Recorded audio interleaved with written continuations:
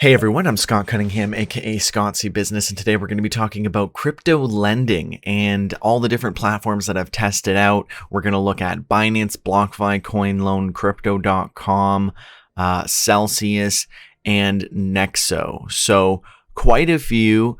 I've only rigorously tested 4 of these, but I've looked into all of them and I think I have a pretty good verdict to share with you guys. If you want to skip this whole video and just get right to the end of it, I do not recommend lending your cryptocurrencies. You're better off to stake cryptocurrencies that you can stake from a wallet that you own, or to just invest in growth cryptocurrencies like Ethereum and Bitcoin. For me personally, that has generated exponentially more gains and returns than I would have if I continued to just keep lending and staking, which I did test for quite some time, about 6 months, many different cryptocurrencies, many different stable coins, tested a lot of different platforms, a lot of different staking platforms as well.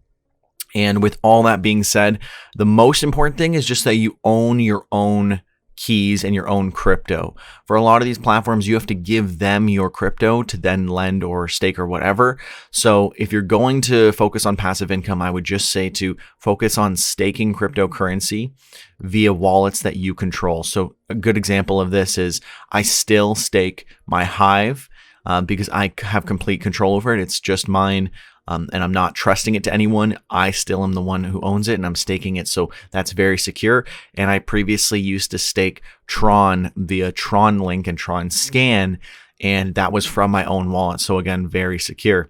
But then, for example, not long ago, I was lending or staking BTMX on the BitMax exchange. But in that instance, I was giving them the control. So that's much less secure. And I've since kind of gotten out of all that because I'm just focusing on growth cryptocurrencies like Bitcoin and Ethereum and just investing into that. And I think that's the best way to go about it.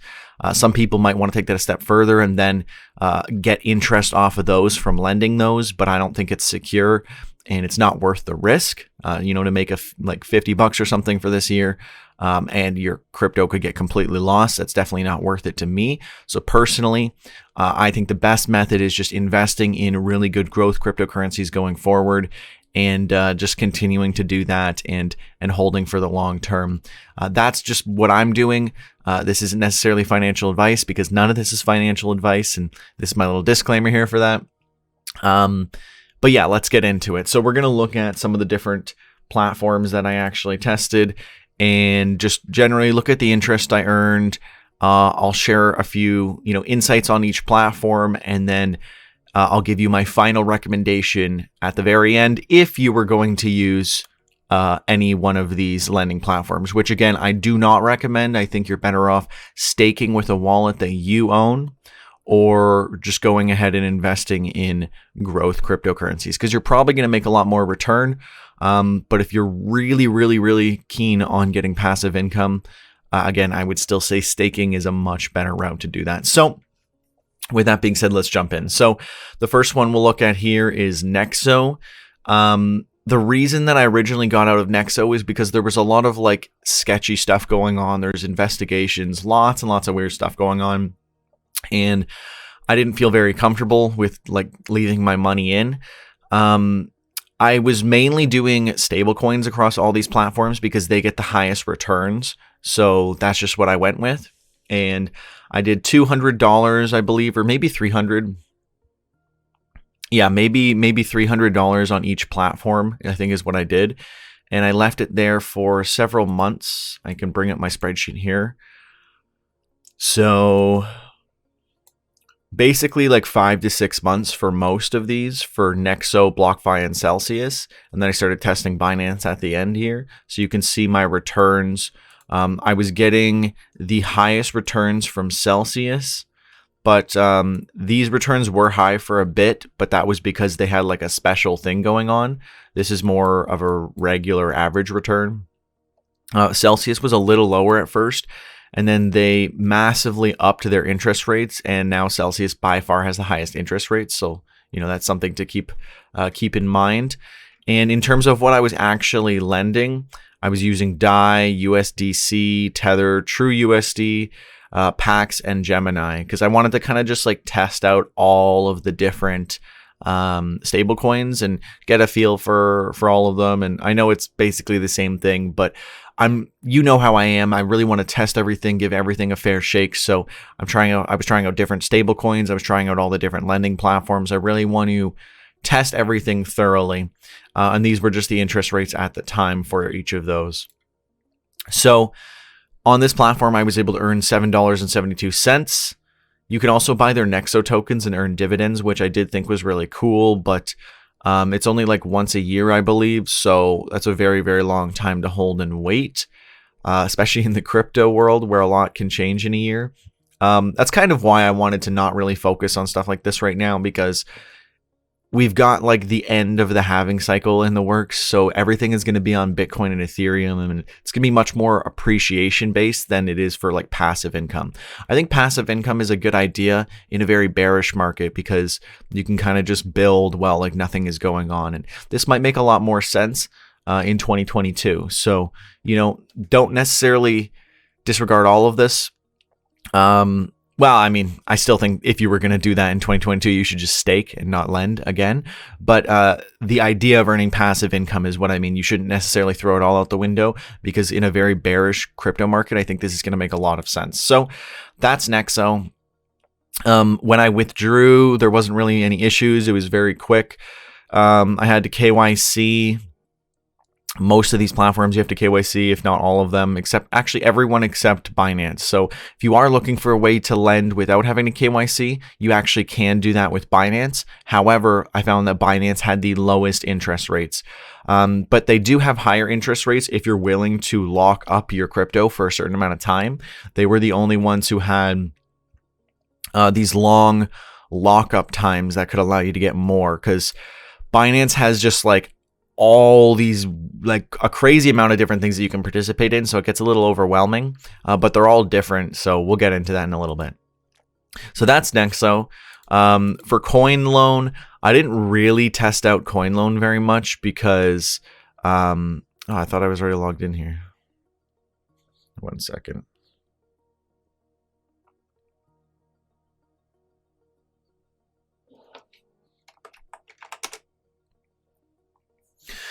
So the reason that Coinloan wasn't very good is because you need a minimum of 50 USDC, for example, to start actually getting interest. You can't just lend a small amount, because what I normally do at first is I send a small amount to test and then I go from there. So I sent $6, see if I could test that. And it said, no, you need at least $50 to start. And I thought that was kind of like silly. And I said, fine, whatever. Like, I'm not going to bother with this then. So I go to withdraw and it says you also need 50 USDC to withdraw. So now I've got this $6 stuck in here, and the gas fees for me to send 44 and then get it back would make me lose money. So I guess they just get my $6.50. See, that's what I really hate, platforms like this, where it's like you don't know that you're going to have money that's going to end up getting stuck. And that's why I always do these tests, because, like having these big minimum amounts, that it's basically like stealing people's money, because you're preventing them from being able to get it out. And nowhere did it say this when I was originally depositing money. It didn't say, by the way, you're only depositing enough, like you're not depositing enough to actually be able to get this back. This is ours now.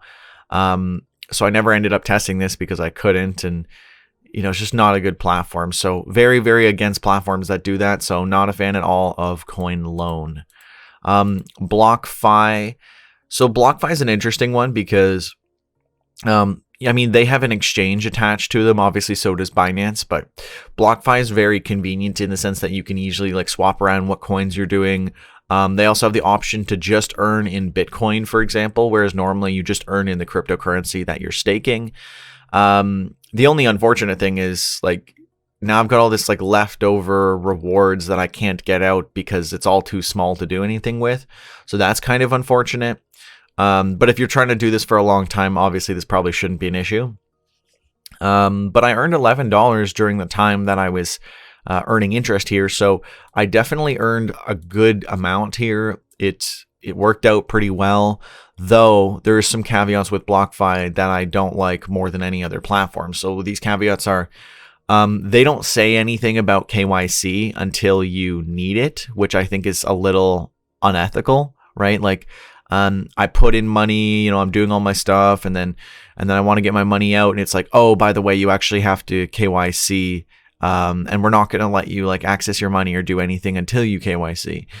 And then it's like, oh crap, like what if someone didn't know that they had to do that and they weren't willing to, or whatever it happens to be. I think that's just a little unethical, because a lot of the other platforms will literally say you have to KYC before you can withdraw, or they make you KYC right at the beginning to avoid this problem. And Blockfi doesn't, so it might lead people to believe that they don't need to do that, and then they have to do it when it actually matters. And maybe they're in a country where they can't even provide an ID, and now their money is stuck on this platform. So I think that is very, very bad, because you might accidentally have a lot of people losing a bunch of money, getting it stuck on this platform that they can't do anything with. And that is very, very bad. And the KYC stuff is very, very over the top. So my first 2 transactions, they made me re-KYC. And I thought that was kind of crazy. But then it held up everything, and it took like 2-3 days for both transactions. So being able to withdraw was very, very stressful for Blockfi, because it took days, whereas the other platforms, Nexo took like a day, whereas Celsius took like a few minutes. So and then same with Binance as well. It only takes a few minutes. So Binance and Celsius are probably the best for ease of use, but Binance has the lowest interest rates. So Blockfi has the second highest interest rates, so they were really good for that.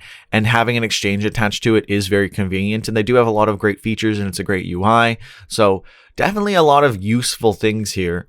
I'll put the referral links for all of these in case you guys are very keen on using them. But again, I don't really recommend using any of these lending platforms. So that's Blockfi, everyone. Binance.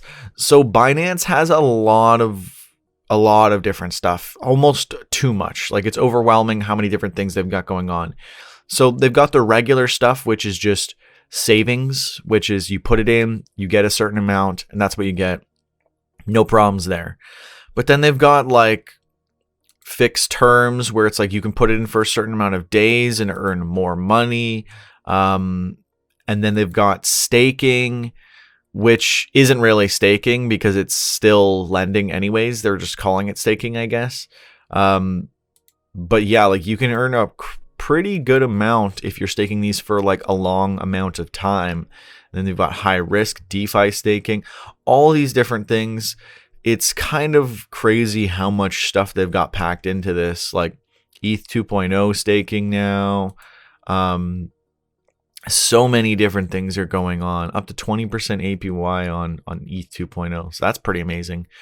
But the issue is that if you just want to do flexible savings where you can easily get your money back out, you're earning way less interest than you'd earn on other platforms, right? So you can see BUSD is their kind of stable coin. You can only get 6% on this. I was only getting 4% on my DAI, whereas on Celsius, I can get like 10+% on my DAI or other stable coins. So while Binance has the most options, and you can actually earn more by doing certain things, right? Like if you do DeFi staking, you can get 12%, which is higher than what I was talking about. But a lot of these have like weird lockup times, and it's not as liquid if you want to actually be able to get your money out at any time. So it really depends. I mean, so technically Binance can have the highest interest rates if you're willing to lock up for a long period of time, which again, I don't really recommend doing because it's not ideal for you. It's better to have your liquid funds ready to go if you ever need it. And if you're, doing, 8% or 10% on Celsius, then that's pretty good. I mean, obviously you don't need anything. You don't need to go for the 12% and like risk it all. Although you are risking by doing any lending. Again, I'll keep driving that point home. So that's Binance. There's a lot going on here, so it's a little confusing, but it's a little bit easier on the phone, I would say. But either way, I did earn the least on Binance, though I tested it at the very end, so I only tested it for a very short period of time. Crypto.com and Celsius are both mobile only, so I'm just going to talk for these. Crypto.com is a big no for me because what did I have here? You need a very, very large amount for a minimum deposit and to actually like get started with lending. So ETH was the first example I took a look at, and it says you need 1 full Ethereum to start lending. That is the minimum. So you need, thousands of dollars of worth of cryptocurrency to start lending on crypto.com if you've only got Ethereum. Maybe it's lower for other crypto coins, but this was just the first example, and this left me thinking like, okay, this is insane. Obviously, I can't test this. I will say though, it is better though than Coinloan in the sense that Coinloan didn't say that. They let me deposit and then they screwed me, whereas crypto.com let me know first, and they said, no, don't deposit. You don't have enough. This will be an issue. So good on them for being honest, but they do have the largest minimum restrictions anyways. So that is probably necessary because of how bad that is. So again, I do not recommend crypto.com. That's pretty silly. And I do prefer it when platforms have mobile and desktop. So good on Binance for that at least. And then last but not least is Celsius. This is my favorite in terms of ease of use, the amount of like interest you can get. I earned the most on Celsius. This is also mobile only. But it was normally I'm kind of like against that, but it was so good that I was like, you know what, this is really, really good. I'm not like super interested in the Celsius tokens, cell, but I'm very, very keen on the platform. It was very easy to use, easy to withdraw, no minimum like withdrawals or minimum deposits. As far as I remember, there was no fees between, withdrawing and depositing and all that stuff. So easily Celsius was my best pick and I earned the most there. So if you were going to go with something, I would personally recommend Celsius. If you're willing to do the more crazy lending and staking and stuff, you could go with Binance and potentially earn even more. And you can also use it on desktop, but that is my recommendation at the end of the day. If you really want my full recommendation, I would just say just invest in crypto like Bitcoin and Ethereum and just hold that long term. But if you're really keen on passive income, I would again say staking is a good idea. And what I was doing the most lately, or just before I switched into just Bitcoin and Ethereum, was BTMX, Tron, and Hive. But I don't recommend BTMX because you do have to have BitMax hold it for you. At least with Tron and Hive, you still hold those coins yourself, and you can hold them in like a wallet like Tron Link. I have a video on this as to how I was earning from staking, and I went through the entire process, so you guys can go and check that out as well. But in terms of lending, I'm not super big on lending right now. And maybe I'll jump back into lending and staking during the bear market, but especially during a bull market, it doesn't make sense to be locking up your money and earning a tiny, tiny amount while everything else is appreciating a massive amount. So personally, I think the best way to go about it for a bull market is to focus on growth cryptocurrencies. But again, none of this is financial advice, and this is just what I'm doing personally, and it has worked out phenomenally. I've made exponentially more money by doing this versus focusing on passive income. The idea of passive income is very, very interesting. It's amazing. I want to build passive income, but you shouldn't get so caught up by that you're willing to forego massive appreciation gains in other places. And I think Bitcoin and Ethereum are actually probably less risky even. So it's the safer option, and it's the option that's going to make me more money. So, that's a pretty easy choice for me to make. But let me know, what are you guys doing? How are you earning passive income? Are you doing crypto staking? Are you doing crypto lending? Have you tested any of these platforms? Are there any other platforms that I haven't looked at that maybe you think I should have? Let me know all that good stuff in the comments below. How are you making money with crypto? What's your investing strategy? Let everyone know in the comments below, and we can have a little conversation about that. Anyways, as always, thank you so much for watching. Don't forget to comment, like, subscribe, and share this video if you found this to be helpful, and if you think it'll be useful for others.